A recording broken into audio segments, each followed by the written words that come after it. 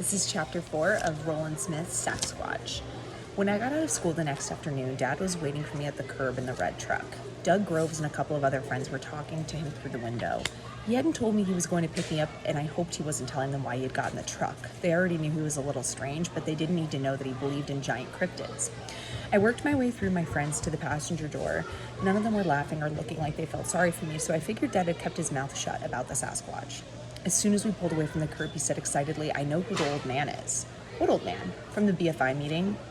"The man who didn't like Dr. Flagg. I had almost forgotten about him. In fact, I was trying very hard to forget this whole Sasquatch thing in the hopes that it would all go away. To keep my mind off of hairy giants, I had concentrated on my schoolwork.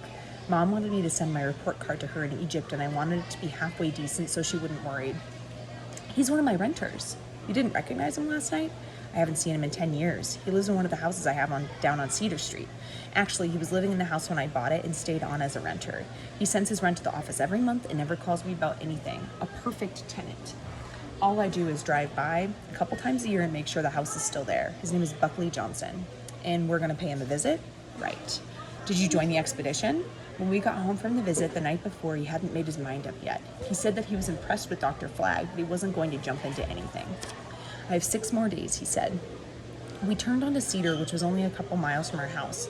The street was lined with the neat little houses and well-manicured yards. "How many houses do you own here?" 6, he said. "Would you look at that?" He stopped the truck. To our right was a house whose yard hadn't been cut in several months. Old soggy newspapers were piled up on the front porch, and the screen door was dangling by one hinge. "Is that Mr. Johnson's house?" "No, he lives right across the street." Mr. Johnson's house had a white picket fence, a perfect little yard, and a swinging chair on the porch. "Then who lives in the dump?" I asked. "I don't know. The office rented it out. I bought it a couple years ago and fixed it up. It was in perfect shape. Maybe my renters moved out and the office doesn't know or forgot to tell me. We manage so many rentals that sometimes they slip through the cracks, but first things first." He pulled into Mr. Johnson's driveway. What are you going to say to him?" "I'm going to ask him what he knows about the Sasquatch." Dad believed in getting right to the point. We walked up to the front door and rang the bell. No one answered. "Let's see if he's around back." Dad walked down the narrow driveway a few feet ahead of me. When he turned the corner into the backyard, he shouted and stumbled back into the driveway. I ran up to him. "What happened? What's the matter?" He was gasping for breath and couldn't speak. I thought he was having a heart attack. "There," he managed to stay and jumped and pointed. I turned around and jumped backward. Standing next to the house was a Sasquatch.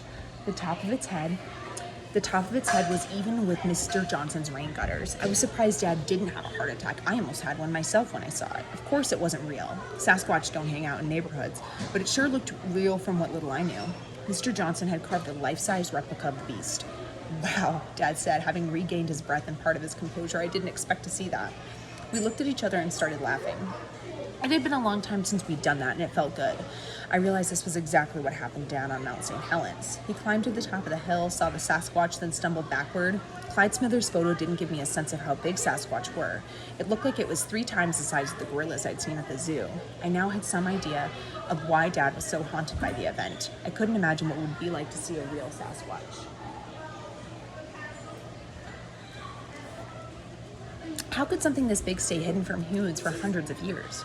"Not all humans," Dad said, "just the ones that count."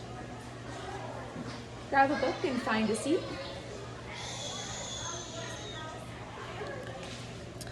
He looked up at the giant carving for a closer look. The top of his head was just above Sasquatch waist. "If this was Mr. Johnson's work, he's a pretty good artist," Dad said. "The color is off. The one I saw wasn't this dark, but the size and shape are right on, and the face is perfect." The Sasquatch was looking down at Dad through half-closed eyes. It had a slight grin as if it were mildly amused at what it saw.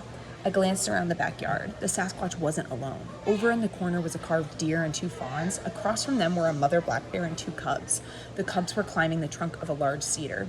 "There's a Polaroid camera in the truck," Dad said. "I want to get a picture of this." I ran off to get the camera. When I got back, Dad was scribbling on the back of one of his business cards. "Mr. Johnson isn't home," he said as he gave me the card. "Slip this into the mail slot in his front door. I'll take a photo of our friend and we'll go across the street to see what's going on there." We left the truck in Mr. Johnson's driveway and walked across the street to the other rental. Dad banged on the front door, but no one answered. The backyard was as wild as Mr. Johnson's was well kept. Dad knocked on the back door, then opened the screen and turned the knob. The door opened. "Maybe we should just leave a card," I suggested. "Relax," Dad said. "We're not trespassing. I own this house." He stepped inside. "Anybody home?" "I'm the owner, Mr. Hickok, and we're coming inside." In the kitchen, there were at least a dozen large pizza boxes stacked neatly on the counter.